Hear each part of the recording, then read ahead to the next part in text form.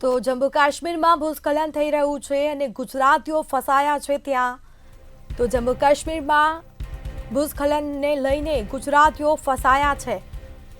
ભૂસ્ખલનને લઈને રાજ્યમંત્રી ઋષિકેશ પટેલનું નિવેદન સામે આવ્યું.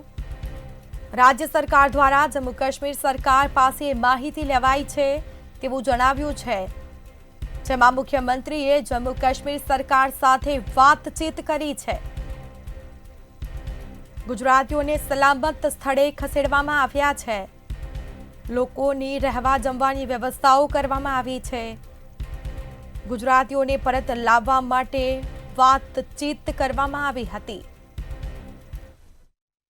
જે ભૂસ્ખલન થયું એ ભૂસ્ખલનના કારણે આપણા ગુજરાતીઓ ફસાયા છે એવા સમાચાર મળતાની સાથે આદરણીય ભૂપેન્દ્રભાઈ અને ગૃહ વિભાગમાં માનનીય હર્ષભાઈ બંને હરકતમાં આવ્યા અને તરત જ જેવા સમાચાર મળ્યા એની સાથે જ જમ્મુ સરકાર રાજ્ય સરકાર સાથે અને જે વિસ્તારમાં આ બનાવ બન્યો એ વિસ્તારની અંદર એસપી અને કલેક્ટર કચેરીનો સંપર્ક સાધી આ તમામ ગુજરાતીઓને બચાવી લેવા આવ્યા છે. એમને રહેવાની વ્યવસ્થા, જમવાની વ્યવસ્થા અને હવે એમને શિફ્ટિંગ કરીને ગુજરાત લાવવાની વ્યવસ્થા ચોક્કસ કરી દઈશું.